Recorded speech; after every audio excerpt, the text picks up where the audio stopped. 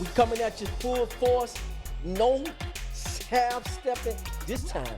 But before, we made some mistakes, and now we're going to correct them. Episode 1, corrections, coming at you right now.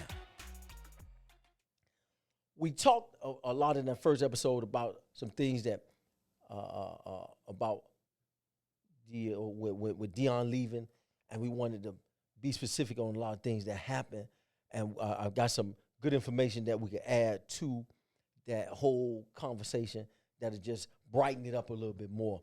I made a comment about some county cuts that were made that made it more difficult for the band students, the football teams, and everything in the counties since we were in school 30 years ago. So we specifically, those cuts affected the transportation. Those cuts affected the musician as far as instrumentation and all those different things.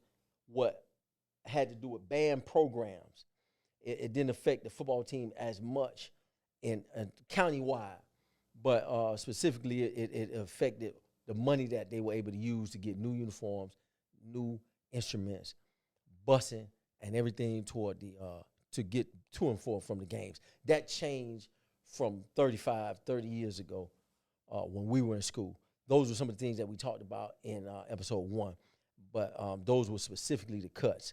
Also, I made a comment that Brown University was HBCU. It was not. That was a terrible mistake. Brown University is an Ivy League college out of Rhode Island, and its specialty as a Ivy League research university.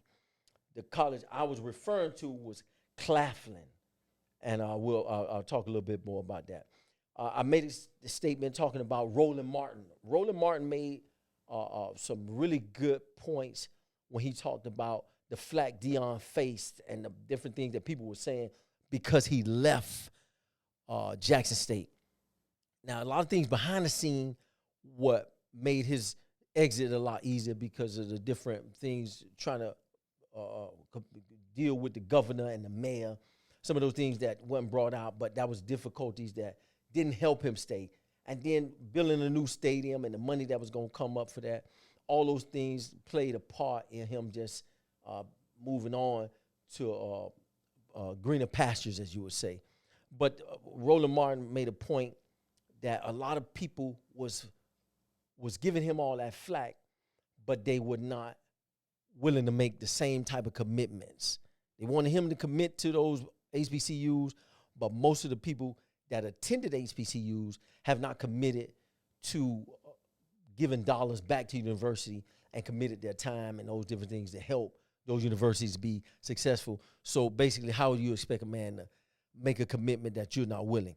For example, he made him, it's 107 HBCUs. 230,000 students attend those HBCUs.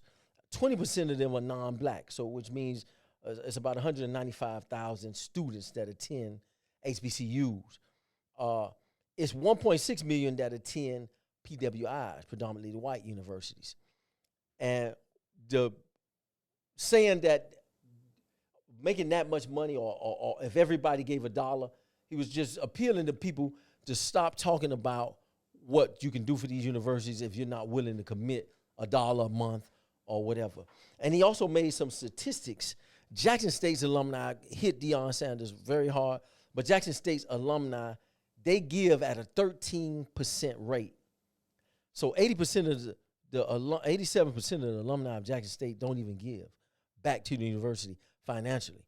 So you expecting him to make a commitment and not to be involved in making more money and doing certain things, and the alumni won't even commit to it.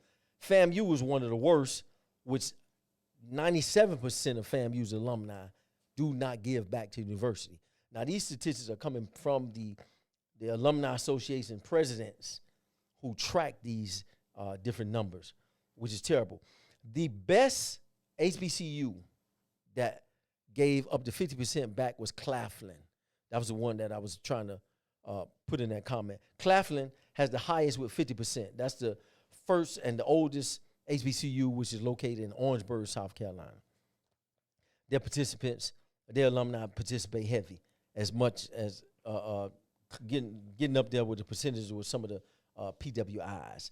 I also made a statement in there where I said Grambling was in Mississippi. That was a mistake, and I should have known that. But Grambling, of course, is in Louisiana. It's not in Mississippi. Continue on.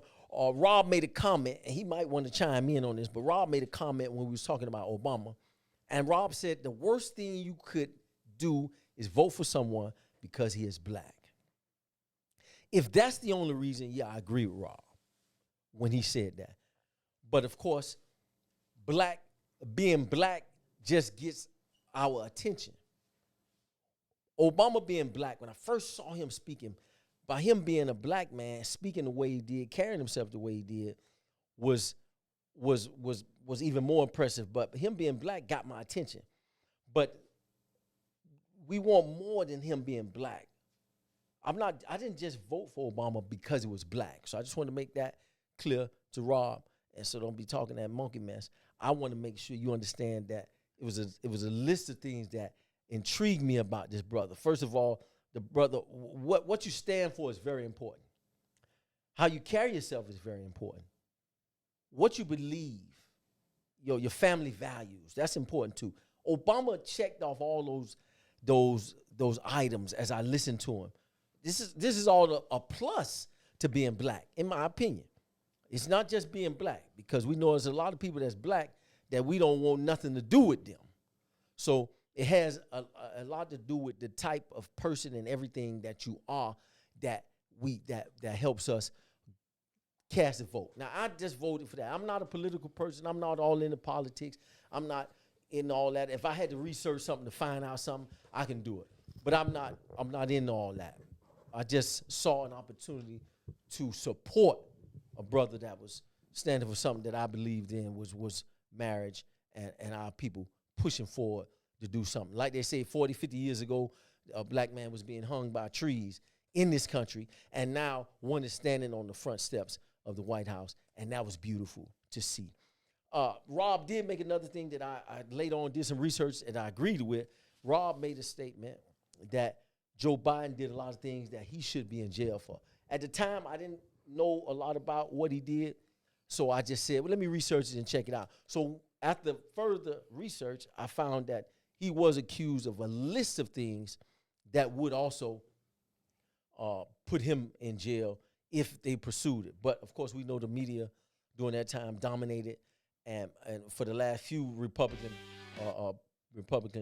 they covered a lot of stuff negative about them, and they didn't do that the same for Democrats. So there were numerous charges that I looked at that I just got off the page. I was so embarrassed. So I got it. Let me ask you this, man. I just want to say I told you so. That's all. That's right. all. And Rob did. So. He made enough. I hesitated. Rob said, "Okay, so who you think was a sharper mind? Who you think basically was smarter?" And I was hesitating, and I said Joe Biden. But then if you look at when you look at the body of work and how they carry themselves in business and all that type of stuff, and the things that I would have to go back and say, if you really looked at it, Donald Trump was probably sharper in some of the things that he did. Not probably as overall. Right, correction. Then who? You said probably. Well, he was sharper. He was very much more so sharper than Joe Biden. I will agree with that. Yeah. Okay. So now keep on moving and shaking them up. And so far, as far as what we wanted to correct and go back and fix and make sure we threw a little bit more information, put a little bit more season on it. That was episode 1's corrections, and we'll be right back at you with episode 2 with the few corrections and the things that we made. See ya.